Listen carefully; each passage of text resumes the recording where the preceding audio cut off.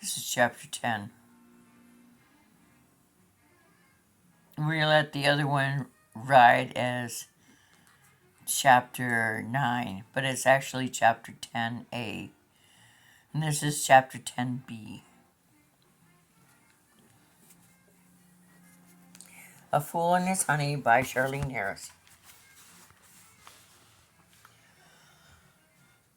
From upstairs, Hayden began to cry. It came over the monitor clearly. I made as if to rise, and Martin clamped a hand on my shoulder. His grip wasn't strong, but the force of his will was. Are you crazy? He has stayed down. He dialed without holding the phone to his ear. I was closer to it, and I could see that the little light on the one that comes on to illuminate the numbers so you can dial in the dark was off. Phone dead, I told him. Unable to control the shaking in my voice, I followed the wire with my eyes and where it came into the jack. I saw that the phone had not been cut off outside the house but inside. The little plastic connector had been cut off. I pointed and Martin followed the line of my finger. For the first time since I met him, I saw despair in his eyes. Martin held it up to his ear to confirm what his eyes had already checked. One of the people who had been in our visitors in the past 2 hours had done this. They'd all been in the kitchen. This was the only phone in the house. Where's the cell phone? I asked. It's out in the Jeep. Of course. I'd seen it there minutes before. We'll have to get Carl into the Jeep. We'll call the hospital on our way into town. You and the baby have to come. Though he seemed barely conscious, Martin crawled over to the wall and got Carl's rifle. I hope no one's taking the bullets out of that thing. I couldn't remember how close the Jeep was to the front door. Let me go check where I parked the Jeep, I told Martin, and crept on my hands and knees to the front door and stretched up a hand, as much as of myself covered as possible. Jeep was wonderfully close. I felt a surge of hope. We'd get out of here into that town to the little Corinth hospital. Then I noticed the Jeep was canted oddly to one side. My heart did something painful inside my chest, and I realized that 2 of the tires were flat, the 2 on the side away from the door. I shut the door and ran in a crouch to the stairs. They weren't visible from any window, or at least the angle where would be quite accurate. I sprinted up as far as I could, reached the top safely. I stood and panted for a few seconds, trying to get my breathing rate down to something approximately normal, then scurried into Hayden's room, which was over the kitchen. It was safest for him right where he was. I made myself admit, though my every instinct was to pick him up and take him with me. But I couldn't stand the crying. I tried popping his pacifier into his mouth. That would hold him, I hoped. I didn't want to tell Martin about the Jeep being disabled, but I had to. He looked even worse than he had 3 minutes ago, and Carl, I thought, was unconscious. Martin was still thinking clearly, though. Check to see if the phone's still in the Jeep, he told me, though he clearly hadn't much hope. This silent admission that he was not capable of action was more terrific than anything to me in that horrid kitchen. Martin, strong, dangerous, and brave, had been like a rock at my back for 3 years. I felt opposed and anguish. If the phone's not in the Jeep, Carl's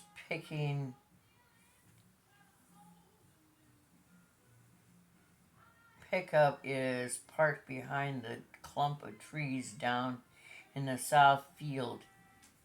He went out there to check to see what kind of vehicle would have whoever it was looking in our windows had driven.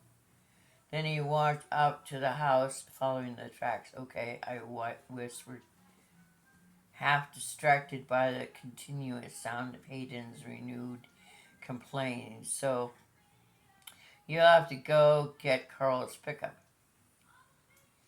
How do you know someone's not out there? I asked, thinking Martin was nuts.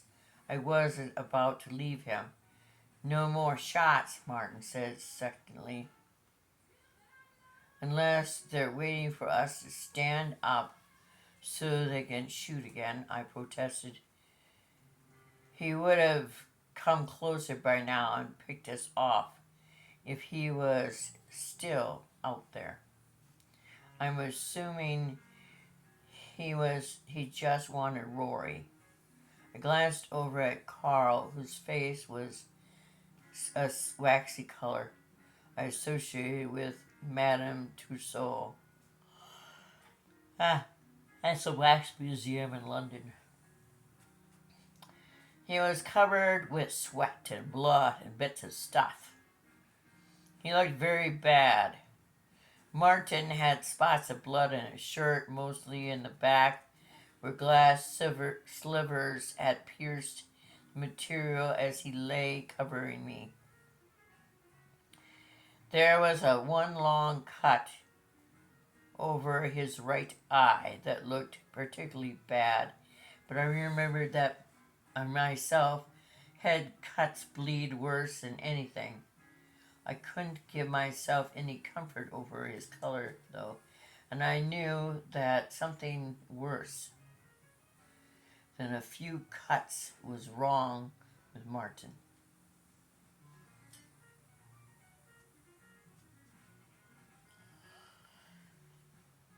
I found myself too scared to ask him. Take the baby, Martin said. What? This is crazy. It had begun to snow again. Take the baby. Are you serious? I said savagely, because I was terrified. Out in the cold, and I don't know who's out there. I'll drive back here. We'll load Carl in the pickup bed so he can keep his legs stretched out, and I'll get the baby then. I'm thinking you should drive straight to town. Don't stop. Martin, I can't leave you. I began, unhappy all over again, to hear how distraught I sounded. Go, he said harshly. For once, don't think about it. He knew something I didn't. Okay, I said, trying to sound less tearful than I felt. I accepted the keys in my hand. He handed me the ones he'd taken from Carl's pocket. I ran back upstairs, bundled and wrapped up Hayden. Then I stood by the front door, terrified to step out. I looked into the kitchen and at Martin, sitting by his friend on the floor. From somewhere, Martin dredged up the strength to give me an encouraging nod. In retrospect, my agreeing to leave him sounds crazy. But the time I was so seriously upset that Martin's request made some kind of sense to me, though I was absolutely terrified. I stepped out in the snow holding the baby. The cold hit me in the face, but no bullet. I was at the Jeep in 4 steps, looking through the windows. No phone. It had been taken. There were footprints, sure, but In the gray, dim light of falling snow, it was surprisingly hard to follow, and there were many more footprints in the parking area now. So I began to trek through the falling snow, clasping Hayden, who, at least at that moment, was quiet. I scanned the whiteness, looking for some signs of life out here in the bleak fields, but I saw nothing. A bone-scraping wind sprang up and scorched my face, and flakes clung to the knit hat I had pulled over my hair. Hayden sniffled against my chest. I clutched him closer. It was no great distance to the corpse, perhaps not even a half mile, but the ground was uneven and the contours concealed by the snow. Halfway there, I became aware that I was crying, and nuzzled the baby's cheek as if he could comfort me. I knew something was wrong with my husband, and yet he had told me to leave him. Did Martin think that the shooter would come around the house to make sure of Rory, and therefore invent some reasoning to make sure I left? And then I realized why Martin had told me to take Hayden. Hayden was my insurance. Martin knew the shooter wouldn't try for me if I was holding the baby. Hayden was the whole point of this. I wasn't sure what this was, but Hayden was center. Now I had the protection of Hayden's presence, and Martin didn't. I nearly decided to turn back twice, even stopped and physically began to reverse. But I couldn't seem to figure out anything. I was shocked and freezing and desperate, and the remembered urgency of Martin's tone kept me on course. The snow and the baby and the tough ground made the walk seem twice as long as it actually was. But finally, I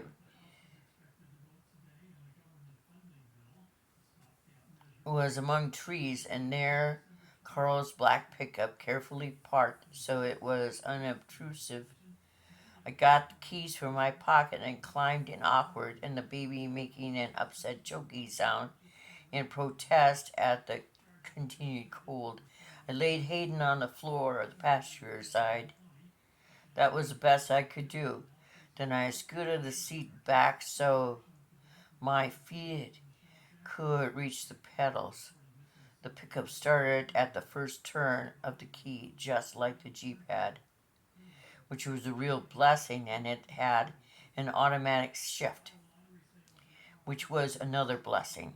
The heater roared into life, and after a few minutes, I felt the sheer pathetic gratitude of the onslaught of warmth. I began backing out of the trees. When I turned the truck to face the road, I saw a little track at least two vehicles had made.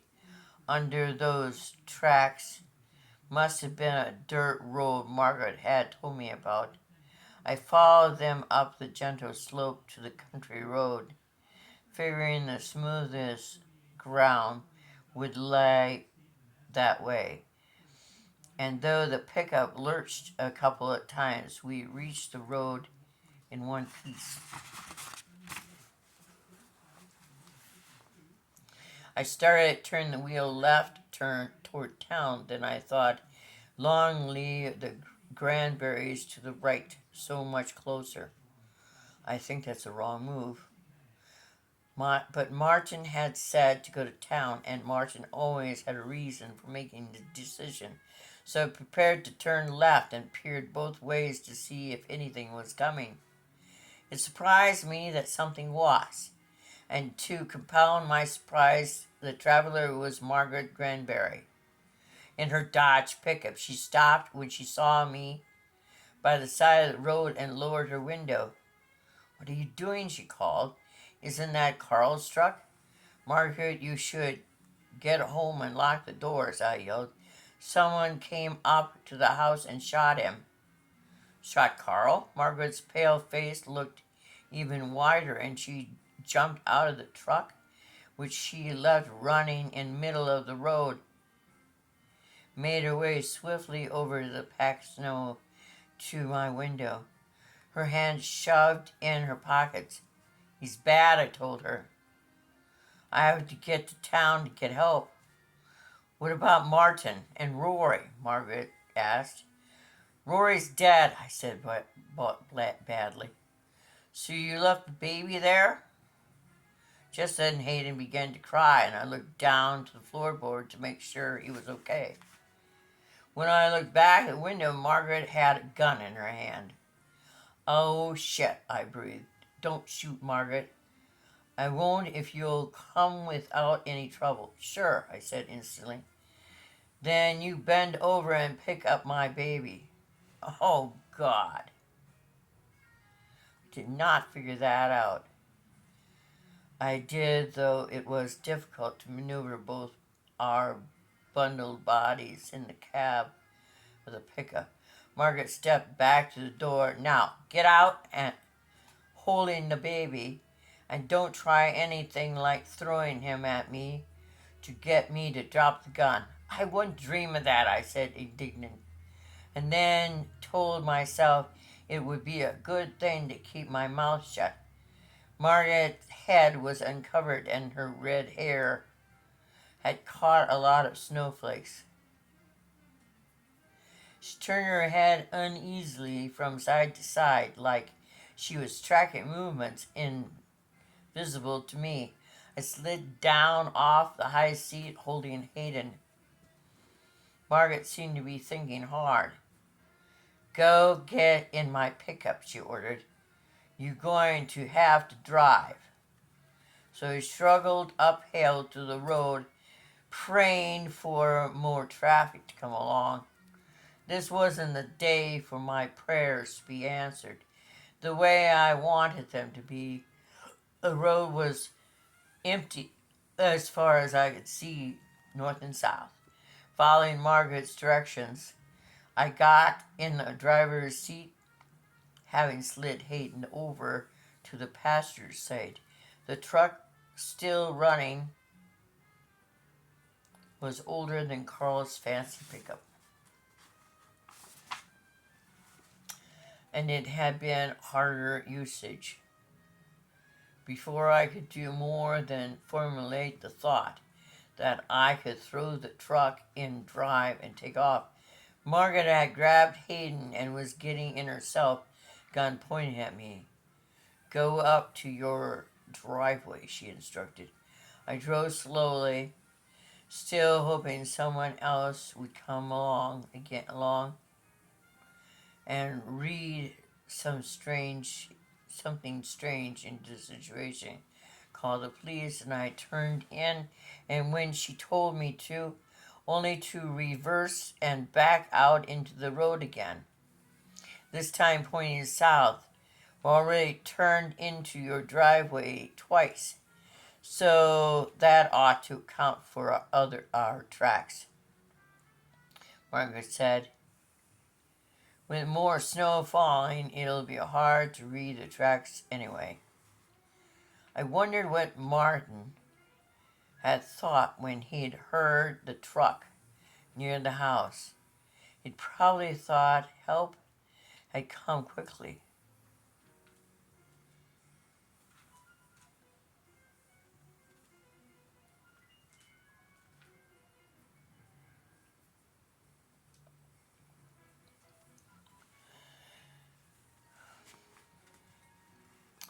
Probably thought help had come quicker than he thought. Instead, I'd been trickier and I had gotten help. Shame broke over me in a wave of blackness. It was followed by rage overwhelming that I had trouble seeing the road ahead of me. I suddenly lose my temper, and this was far beyond that. light years beyond.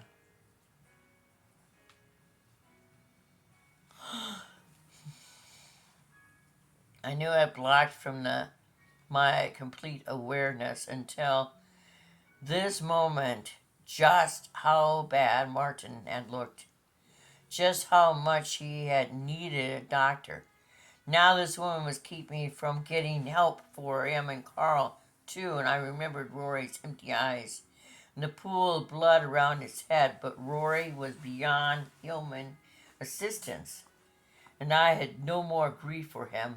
My sense of urgency vied with my terrible rage for supremacy. A limited emotional room I had to spare.